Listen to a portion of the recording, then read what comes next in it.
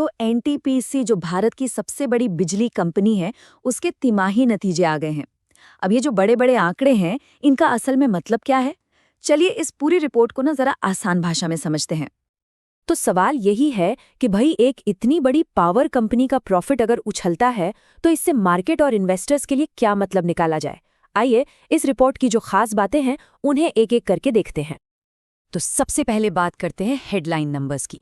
और जो सबसे बड़ी खबर है वो है कंपनी के तिमाही मुनाफे में आया एक जबरदस्त उछाल। हाँ, तो ये आंकड़ा है 5,597 करोड़ रुपए का। बहुत बड़ी रकम है ये। और ये एनटीपीसी का अक्टूबर से दिसंबर मतलब तीसरी तिमाही का कंसोलिडेटेड नेट प्रॉफिट है। और जानते हैं ये और भी खास क्यों है?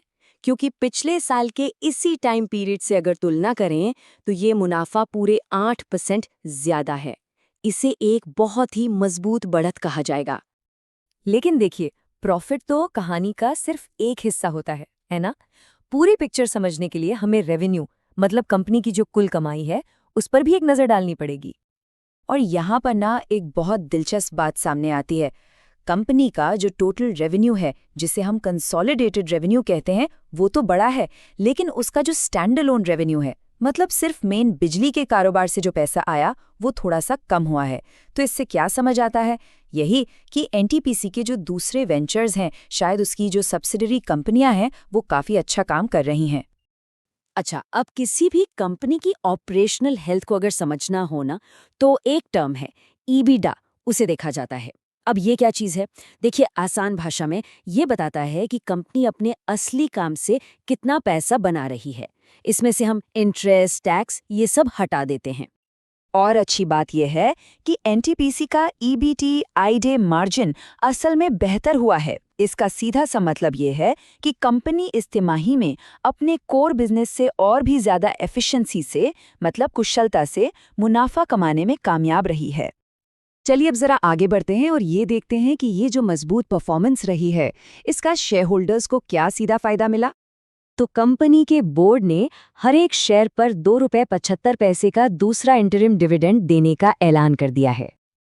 ये कंपनी की तरफ से आई ऑफिशियल घोषणा है, जिसमें साफ साफ कहा गया है कि हर शेयर पर ₹2.75 का इंटरिम डिविडेंड दिया जाएगा और ये पैसा शेयर होल्डर्स को इसी साल फरवरी के आखिर तक मिल जाने की उम्मीद है।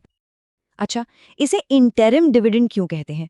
वो इसलिए क्योंकि ये मुनाफे का वो हिस्सा है जो फाइनेंशियल ईयर के बीच में ही बांट दिया जाता है, मतलब साल के खत्म होने का इंतजार नहीं करते।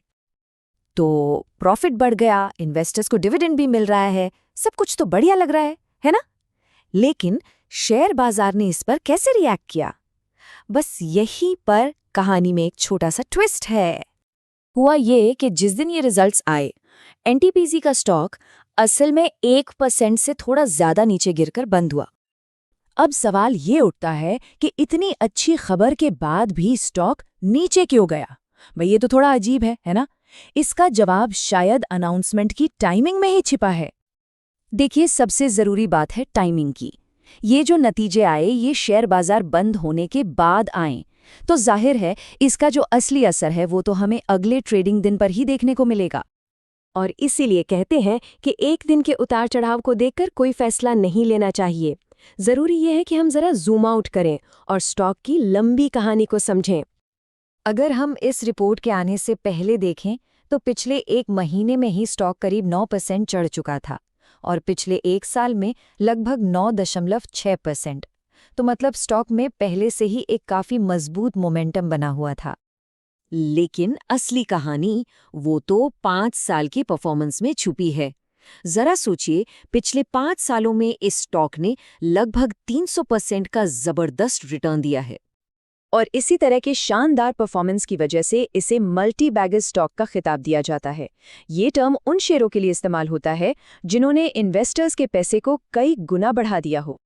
तो चलिए इस पूरी बात को समेटते हैं। हमें क्या क्या बातें याद रखनी है? पहली, एनटीपीसी का मुनाफा मजबूत है और बढ़ रहा है। दूसरी, इन्वेस्टर्स को डिविडेंड के जरिए सीधा फायदा मिल रहा है। और तीसरी, एक दिन की गिरावट से पूरी कहानी का अंदाजा नहीं लगाना चाहिए, क्योंकि लॉन्ग टर्म में ये स्टॉक एक बहुत बड़ा विनर साबित हुआ है। तो आखिर में एक बड़ा सवाल हमारे सामने आता है, जब देश की सबसे बड़ी सरकारी पावर कंपनी इतनी मजबूती से आगे बढ़ रही है, तो क्या ये पूरे एनर्जी सेक्टर और हमारी इकोनॉमी के भविष्य के बारे में भी कोई बड़ा इशारा कर रही है? सोचने वाली बात है।